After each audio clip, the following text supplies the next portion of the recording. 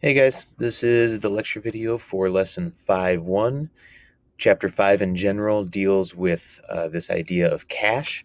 And specifically in lesson 5.1, ultimately you are going to work on depositing a check stub and then endorsing blank checks and preparing check stubs and checks combined to keep a written record of cash transactions.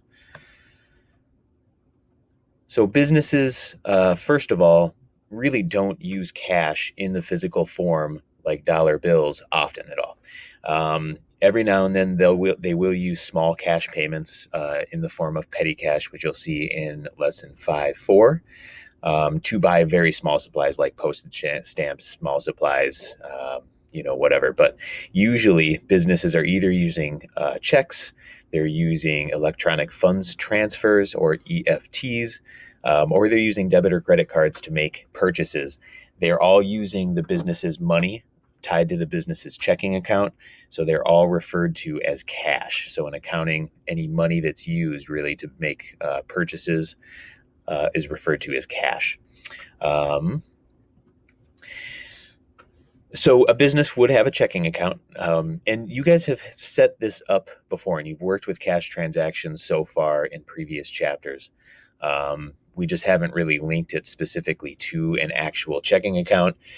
But when you guys, for example, were totaling lines and then posting amounts to general ledgers for the amounts of cash debits and cash credits, that essentially is a checking account balance. And so in this chapter, we are going to add a few other different types of transactions. So far, you've worked with very similar and the same types of transactions.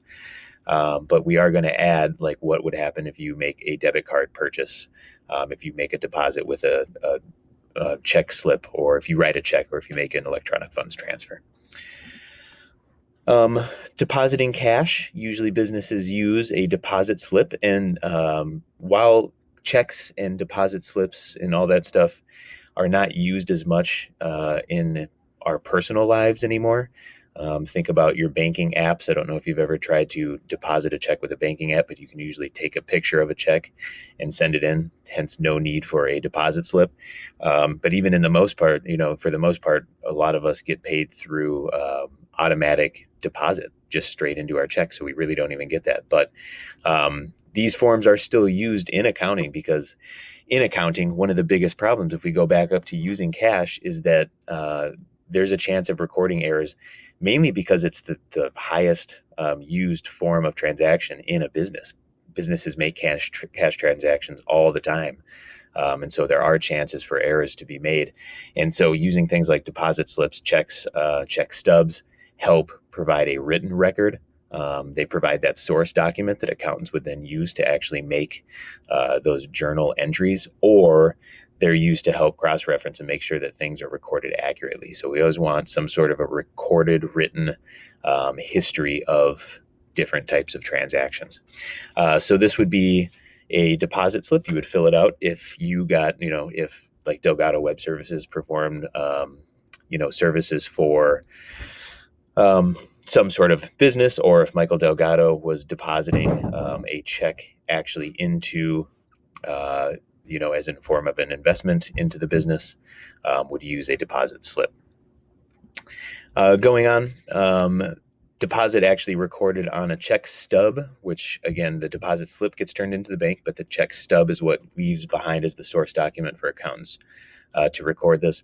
You'll see this in this lesson a lot, just letter or numbered protocols to follow along to fill these things out. And so I suggest that you just sort of follow through these things 1, 2, 3, 4. And when you see recording, a check and filling out a stub, there's a much longer process. So just follow through steps 1 through 4 if you're asked to do this.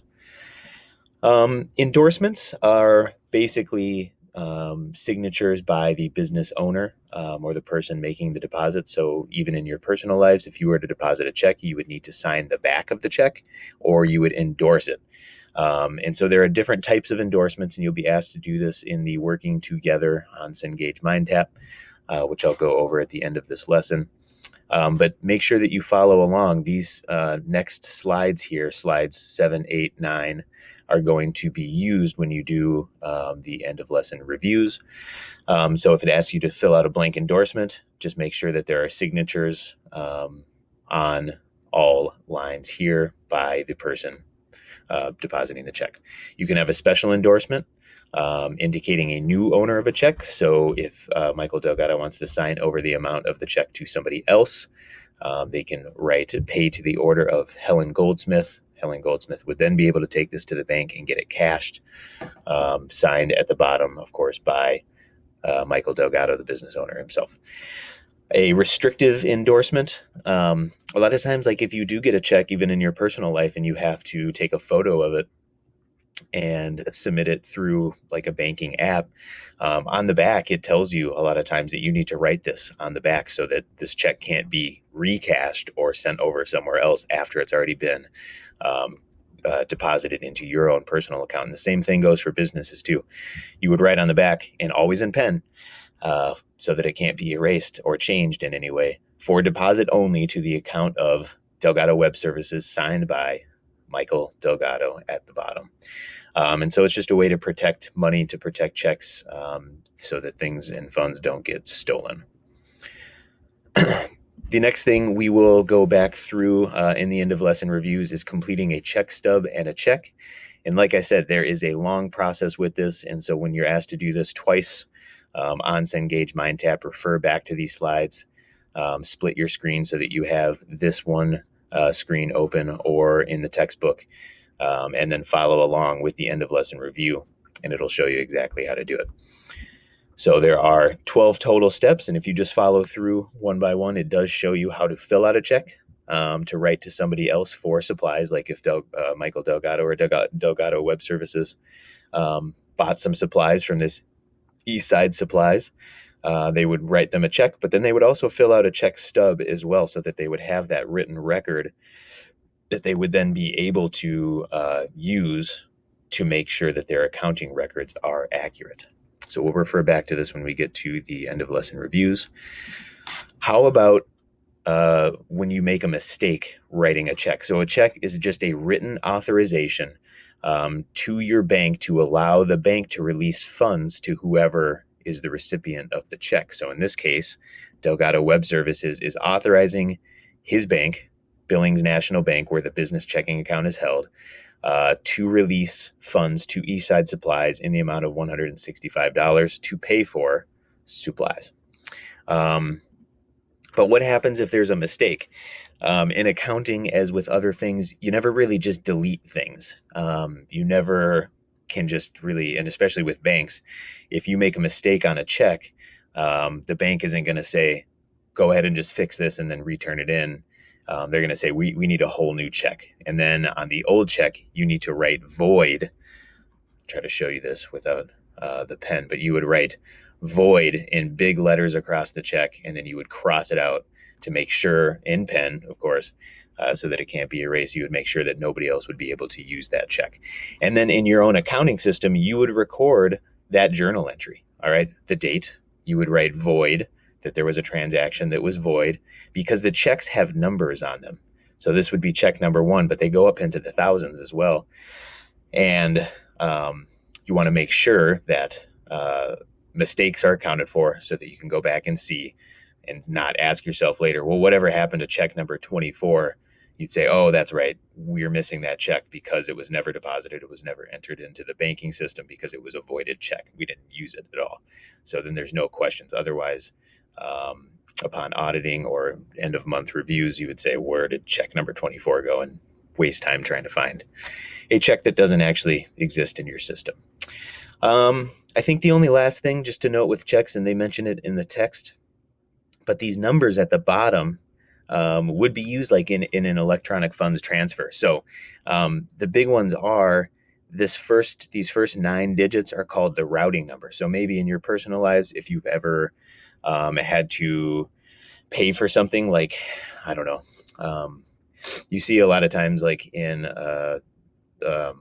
like if you have to pay for a new license or something sometimes, or your tabs on your license plate, if you've ever had to pay for those, some of you who are currently driving, you would go onto the Minnesota DMV driver motor vehicle services and pay for those tabs using like a routing and a checking account number, because you get charged a fee if you use a credit card. And so sometimes if you just link the payment straight to your checking account, it'll ask you for a routing number, and that's the first 9 digits. And then it would ask you for your account number, which are these next digits. And then the last 3 just correspond to the check number itself. So 001 is check number 1. Just good things to know. These do exist. If you do have your own checks and need to find those numbers, you can look on a check. And you also want to make sure that these are kept private, because you don't want that information getting out, especially your checking account number. The routing number is public. It just refers to the actual bank. So like US Bank has its own routing number. Wells Fargo has its own. TCF has its own, and so forth. And that is it for lesson 5.1, but I'll show you quickly the end of lesson review. And so it helps to have the slides open while you're doing this, of course. The first one is dealing with endorsements, so it's asking you to write a blank endorsement. And so what you need to do is enter in student's signature, literally write in, as it's spelled out there, student signature down there. And just for whatever reason, normally on a check you would just write it at the top, but for whatever reason, you're going to get points taken off if you don't have them all filled out. So you want to make sure all boxes are filled out for these things, but that's really literally what you write, student signature. You're writing a blank endorsement. How do you write a special endorsement? Well, if we go back to our slides, a special endorsement says pay to the order of the person, and then the student signature down below. So you would say pay to the order of, and then we're writing it to Clara Kwan, and then students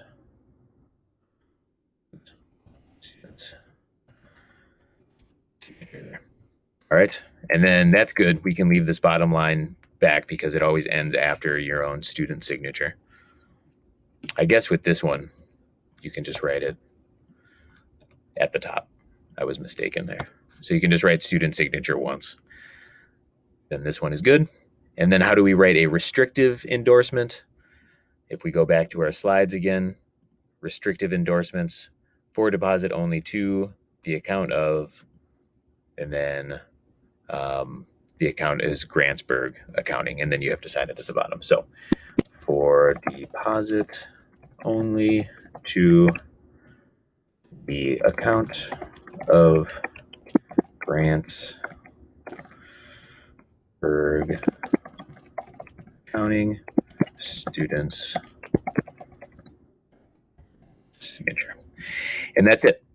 That's all you would do. And so on your own, it's the same thing. That's all you do. Let's go through.